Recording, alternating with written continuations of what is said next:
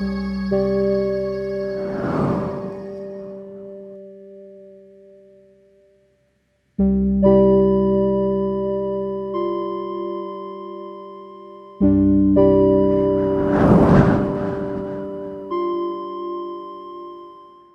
ketemunya seperti itu, Pak?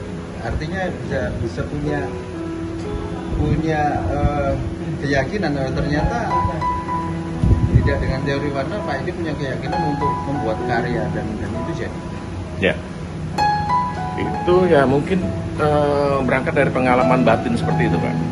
Artinya saya yakin semua teman-teman akan bisa melakukan itu bila mana kita punya kegelisahan dari satu masalah atau yang pengalaman batin itu.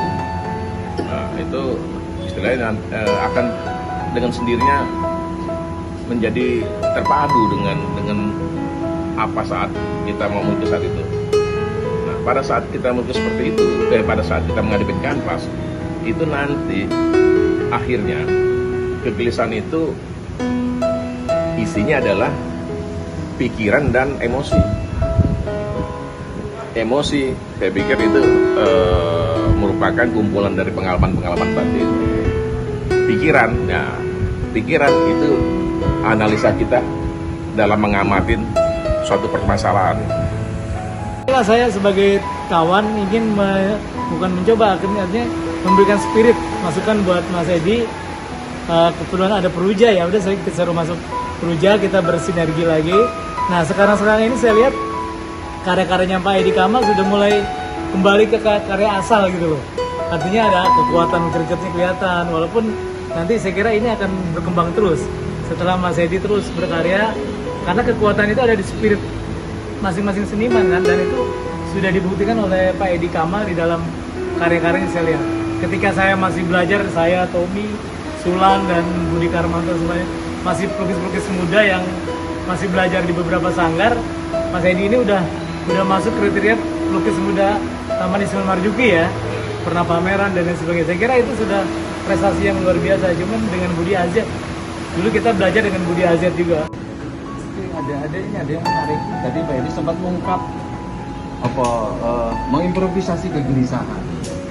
Nah, mengimprovisasi kegelisahan ini kan tentu Pak Edi yang merasakan bagaimana tiba-tiba ada istilah seperti itu. Pak Edi bisa melahirkan istilah mengimprovisasi kegelisahan ketika melukis adalah mengimprovisasi kegelisahan bagi Pak Edi.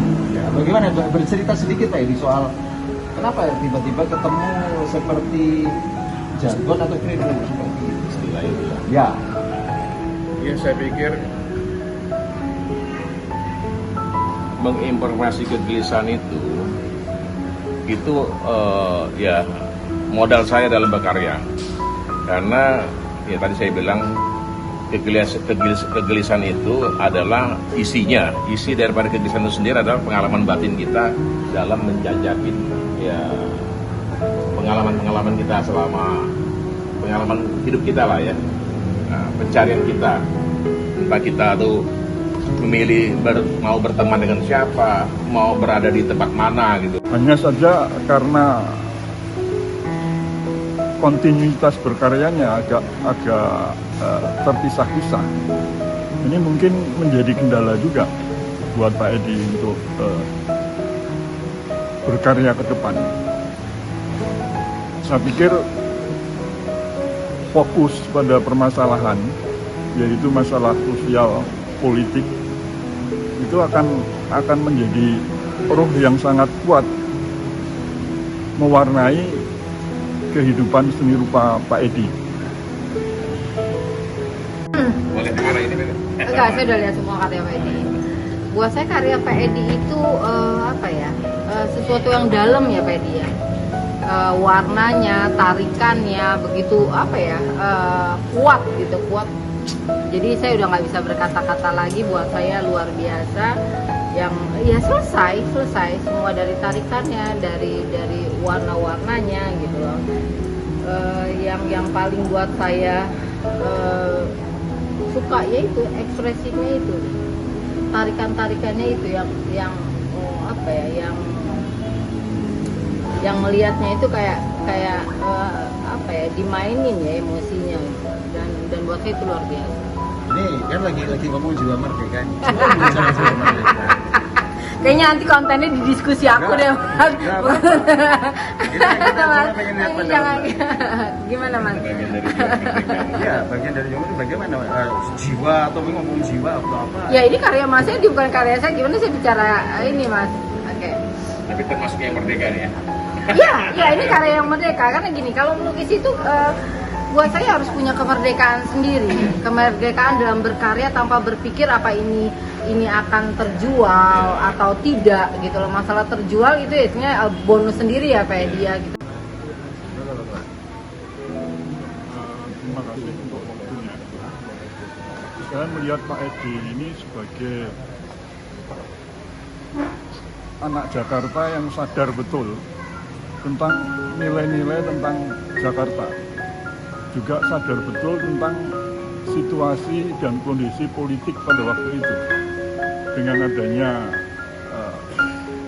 konferensi meja bundar, barangkali juga gerakan non-blok, sangat disadari betul oleh Pak Edi, sehingga saya menilai karyanya adalah ekspresionisme sosial. Kalau Diego Rivera itu seorang realisme sosial, Pak Edi ekspresionisme sosial, karena nilai-nilai yang ekspresif di situ lebih banyak tergarap.